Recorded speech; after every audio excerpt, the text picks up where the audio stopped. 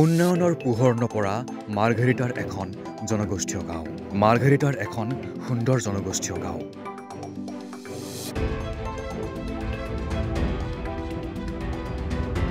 সৰু সৰু জুপুৰি খেৰী ঘৰ, বাঁহৰ চাংঘৰ, বাঁহৰ দলং আৰু খেতিপথাৰত ব্যৱহৃত সকলো সামগ্ৰী দেখা পাব এই গাঁওখনত।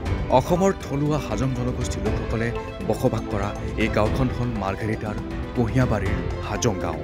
দেখাত সম্পূৰ্ণ এখন কৃষিভিত্তিক আদৰ্শ গাঁও। পৰিতাপৰ কথা হ'ল যে স্বাধীনতাৰ দশক জুৰি পাৰ হোৱাৰ পাছতে গাঁওখনৰ সাধাৰণ ৰাইজ আজিও এপৰি সমস্যাৰে ভাৰাক্ৰান্ত। এখন উপযুক্ত দলঙৰ অভাৱে যাতায়াতৰ ক্ষেত্ৰত সুদীৰ্ঘ বছৰে জীয়াতু ভোগাইছে সাধাৰণ ৰাইজক। একমাত্ৰ বৰুৱাঘাট দলংখন বিধ্বস্ত অৱস্থাত।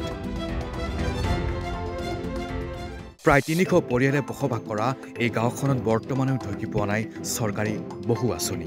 উন্নয়নৰ ক্ষেত্ৰত আজিও বহু পিছপৰি ৰোৱা গাঁওখনৰ দুৰ্দশাৰ খবৰ ল'বলৈ আহৰি নাই চৰকাৰী বৰমূৰীয়াসকলৰ।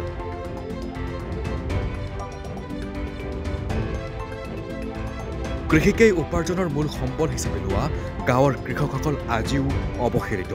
সমস্যাৰে ভাৰাক্ৰান্ত জনগোষ্ঠীয় এই গাঁওখনৰ সাধাৰণ ৰাইজৰ মনৰ কথা চৰকাৰে শুনিবনে?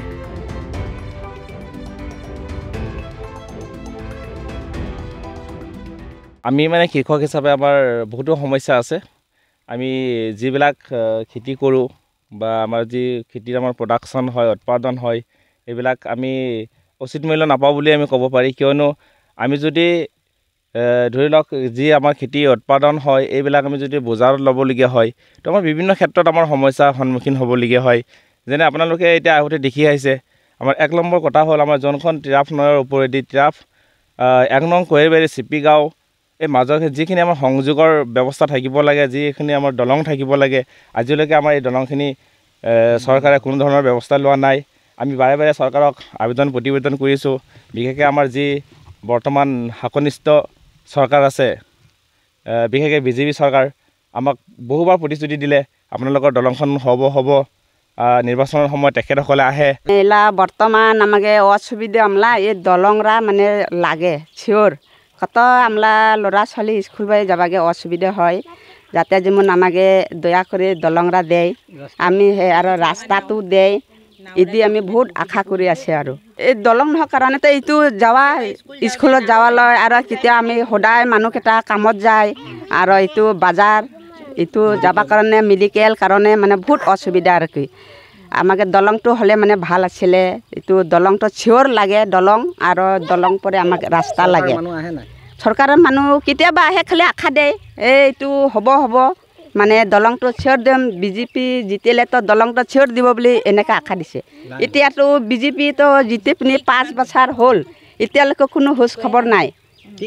এতিয়া কি কৰিম আৰু সেইটো আমাকে চিঞৰ দলংটো লাগে, যিভাৱে হোক দলংটো লাগে আমাকে। আমাৰ সমস্যা বুলি ক'বলৈ গ'লে একদম বহুতে সমস্যা, 100টাতকৈ হিচাপেই নাই আৰু সমস্যা। আমাৰ একটো আমাৰ দলং নাই।